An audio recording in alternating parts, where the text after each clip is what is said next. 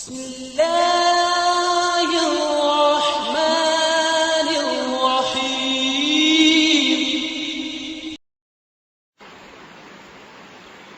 بسم الله الرحمن الرحيم. نحمده ونصلي على رسوله الكريم. حضرت حکیم الامت مجدد ملت حضرت مولانا شاہ اشرف علی تھانوی صاحب رحمۃ اللہ علیہ کے ملفوظات غم کے لیے، صبر کے لیے ارشاد فرمایا کہ ہمیشہ یاد رکھیے کہ تازہ غم میں کبھی وعظ اور نصیحت اس مصیبت زدہ کے لیے کچھ مفید نہیں ہوتی، بلکہ الٹی اور مضر ہوتی ہے.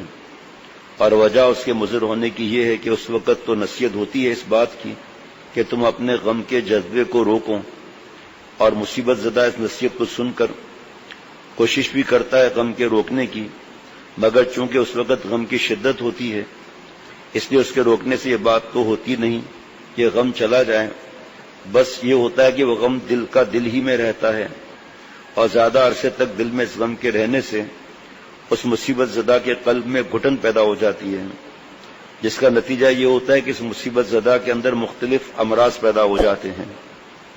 جیسے عام دیکھتے ہیں آپ، رک جاؤ رو نہیں، اور ہمارے حضرت والا کوئی اس طرح اپنے آپ کو روکتا تھا، فرما دیتے بھائی رونا منع نہیں ہے، شکایت منع ہے، آنسو بہانا تو جانے والے کا حق ہے، بس شکایت منع ہے. اور فرماتے تھے دوسروں کو بھائی روکو مت کسی کو، اگر آہ بھی نکل جائے نا تو وہ بھی شکایت نہیں ہے، وہ شکایت کے جملے ہیں. وہ یہ وقت نہیں تھا، اور جگہ نہیں تھی، کیا یہ عمر نہیں تھی، اس طرح ہوتا تو اس طرح ہو جاتا، یہ چیزیں منع ہے. اب ایک آدمی کے جوان کسی کا انتقال ہوا ہے، اور یہاں آ کر اس نے بتایا کہ انتقال ہو گیا ہے، اور اس وقت ہم ان کو ایسی باتیں بتا دیں کہ وہ رونا مت، تم رو گے تو سب گھر والے روئیں گے. یہ حضرت فرماتے تھے کہ حضرت کے جملے ہیں جن کو یاد ہوگا پیارے شیخ العرب العجم عارف باللہ حضرت مولانا شاکی محمد اختر صاحب رحمۃ اللہ علیہ، جن کے غلام، جن کے قدموں کی خاک. اور اس وقت حضرت والا کے جملے کیا ہوتے تھے؟ بھائی روکو گے تو گیس جو ہے وہ دل تک چلی جائے گی. اگر یاد ہوگا یہ جملہ تو کتابوں میں بھی لکھا ہوا ہے، اب اس میں تسلیم و رضا میں یا اس میں لکھا ہوا ہے، مقام صدیقین میں لکھا ہے. نیز شدت غم کے وقت نہ تو یہ مناسب ہے کہ اس مصیبت زدہ سے ایسی باتیں کریں کہ جس سے اس کا صدمہ بڑھے کہ ہائے اتنا مال چلا گیا، اتنا نقصان ہو گیا، اور نہ ایسی بات کریں کہ ارے میاں کیوں فکر میں پڑے ہو، اتنا صدمہ کیوں کرتے ہو. بس جہاں تک ہو سکے اس بات کی کوشش کریں کہ اس شخص مصیبت زدہ کی طبیعت دوسری طرف مشغول رہے، اس حادثے کی طرف توجہ ہی نہ ہو پائے. اور یہ شبہ اگر مصیبت زدہ کے سامنے اس کے اس نقصان پر کچھ اظہار افسوس نہ کیا جائے تو اس کو یہ شبہ ہوتا ہے کہ اس کو میرے ساتھ ہمدردی نہیں. تو یہ سب وہم ہے. البتہ یہ شبہ عدم ہمدردی کا اس پر ہوتا ہے جو اس مصیبت زدہ کا مخالف ہو، اور محبت والے کے متعلق ایسا شبہ نہیں ہوتا. ارشاد فرمایا کہ اگر اعتماد بتلانے والے پر اور فہم ہو تو اللہ کا راستہ اس قدر صاف اور آسان ہے کہ 10 منٹ کے اندر سمجھ میں آ سکتا ہے. دیر اور مشقت جو کچھ ہے وہ عمل میں ہے، اور وہ بھی رسوخ میں، اور مشقت عین عمل کے وقت ہوتی ہے. مثلا نیند کا غلبہ ہے اور نماز پڑھنی ہے تو اس وقت مشقت ہوتی ہے، لیکن اگر اس کو برداشت کر لیا تو نماز پڑھ کر فوراً ایسی راحت میسر ہوتی ہے کہ سبحان اللہ، ساری مشقت کا بدل ہو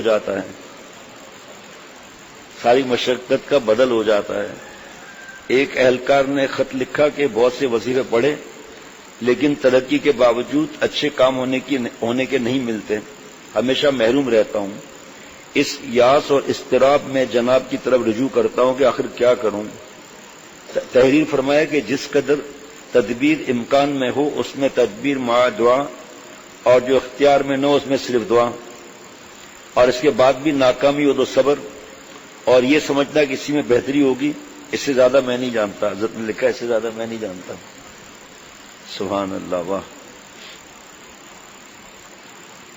ایک شخص نے حضرت علی رضی اللہ عنہ سے مسئلہ جبر و اختیار کا دریافت کیا. حضرت علی رضی اللہ عنہ نے فرمایا ایک پیر اٹھا کر کھڑا ہو جا. اس نے ایک پیر اٹھا لیا، پھر آپ رضی اللہ عنہ نے فرمایا کہ دوسرا پیر بھی اٹھا لیں. بھلا دوسرا پیر کس طرح اٹھ سکتا تھا؟ اس نے عرض کیا کہ حضرت دوسرا پیر تو نہیں اٹھ سکتا. فرمایا کہ بس یہی کیفیت بندے کے اختیار کی ہے، اتنا تو اختیار ہے، اتنا اختیار نہیں، نہ پورا مختار ہے نہ پورا مجبور. لیکن اس جملے میں بڑا مزہ آ رہا ہے، ایسے زیادہ میں نہیں جانتا. سہلکار کے خط میں چکے جواب میں دے کر فرمایا ایسے زیادہ میں نہیں جانتا. واہ واہ واہ واہ واہ، سبحان اللہ، کس خوبی اور آسانی سے اس نازک مسئلے کو ذہن نشین فرما دیا. حضرات صحابہ رضوان اللہ علیہ مجمعین کے علوم کی یہ حالت تھی. تقدیر کا مسئلہ اس لیے تعلیم کیا گیا ہے کہ مسلمان کو ناکامی پر حسرت نہ ہو اور حسرت میں ہمت نہ گھٹے. تو یہ مسئلہ ہمت بڑھانے کو سکھلایا گیا تھا. اب لوگ الٹا سمجھ گئے کہ کچھ نہ کرو، ہاتھ پاؤں توڑ کر بیٹھ جاؤ. یہ سب کم علمی کی وجہ سے ہے. ارشاد فرمایا حضرت تھانوی رحمۃ اللہ علیہ نے کہ ایک بات میں لاکھوں کی بتاتا ہوں، وہ یہ کہ طبعی غم اور ہے اور کسبی غم اور ہے. اور طبعی غم کی مدت بہت کم ہے، وہ تو خود بخود بہت جلد ظاہر ہو جاتا ہے. ہاں، کسبی غم جو خود سوچ سوچ کر پیدا کیا جاتا ہے اور تذکرہ کر کر کے بڑھایا جاتا ہے، وہ البتہ اشد ہے، مگر اس کا حدوث اور بقا اختیاری ہے. سوچنا موقوف کرو، تذکرہ نہ کرو تو کسبی غم پاس بھی نہ آئے گا. کہا طبعی غم وہ البتہ غیر اختیاری ہے، مگر وہ نہ تحمل سے باہر ہے نہ اس کی مدت زیادہ ہے. شریعت نے تو اس کی مدت بس 3 روز رکھی ہے. چنانچہ تعزیت حاضرین بلد کی 3 دن کے بعد ناجائز ہے. پھر اس کی حکمت میں غور کیا جائے تو معلوم ہوگا کہ اللہ تعالیٰ نے یہ غم بھی محض رحمت کی وجہ سے دیا ہے، یعنی ایک دولت دینا چاہتے ہیں جس کا اعلیٰ غم کو بتایا ہے. غم کی حکمت یہ ہے کہ انسان جو ہے ہمدردی انسان سے ہمدردی کی جائے، اور ہمدردی موقوف ہے رقت قلب پر. بس رقت کو تازہ کرنے کے لیے بعض دفعہ اسباب رقت یعنی غم وغیرہ نازل ہوتے ہیں. اگر اس کی تجدید نہ کی جائے تو یہ قوت بالکل معطل ہو جاتی ہے. خود سے نہیں مانگنا ہے، خود سے تو عافیت مانگنی ہے ہمیشہ. چنانچہ اطباء نے اس کی تصریح کی ہے کہ جس قوت سے کام نہ لیا جائے وہ بیکار ہو جاتی ہے. بہرحال غم کی حکمت یہ کہ اس سے قلب کی رقت اور صفت رحمت تازہ ہو جاتی ہے، اور یہ بڑی دولت ہے جو دین میں بھی کرامت ہے اور دنیا میں بھی. حد سے زیادہ غم کرنا گناہ ہے، حد سے زیادہ غم کرنا گناہ ہے، اور گناہ بھی بے لذت، اور اس کا علاج کرنا واجب ہے.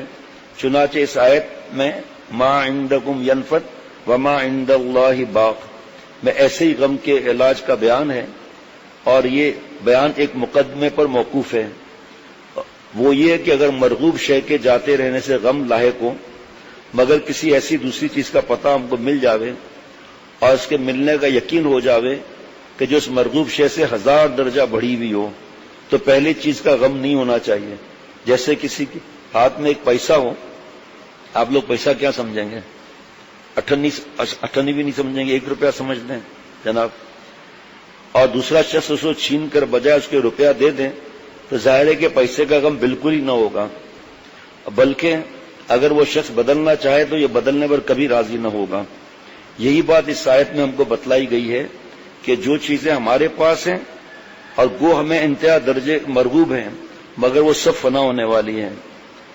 اس لیے ہم کو حکم ہے کہ تم ان مرغوب چیزوں تک مت رہو، بلکہ جو چیز ان سے اچھی ہے اور باقی ہے اس کی رغبت کرو. اس طرح وہ غم فانی چیز کا مغلوب ہو جائے گا. تو اصل علاج یہ ہوا کہ آخرت کی مرغوبات پر نظر کر کے دنیا کی مرغوبات کی طرف زیادہ توجہ نہ کرو تو غم غلط ہو جائے گا. سبحان اللہ. میں سمجھا تھا غم وغیرہ کے بس 1-2 صفحات ہیں، 2 لائن لگی ہوئی ہیں. رنج اور غم کو اخلاق کے درست کرنے میں بہت دخل ہے. اس سے نفس کی اصلاح ایک بڑے درجے میں بخوبی ہوتی ہے، نیز آخرت کی طرف توجہ بڑھ جاتی ہے اور دنیا سے دل مقدر ہو جاتا ہے. انہی حکمتوں سے کاملین کو بھی ایسے واقعات سے رنج ہوتا ہے، مگر عقلی رنج نہیں ہوتا.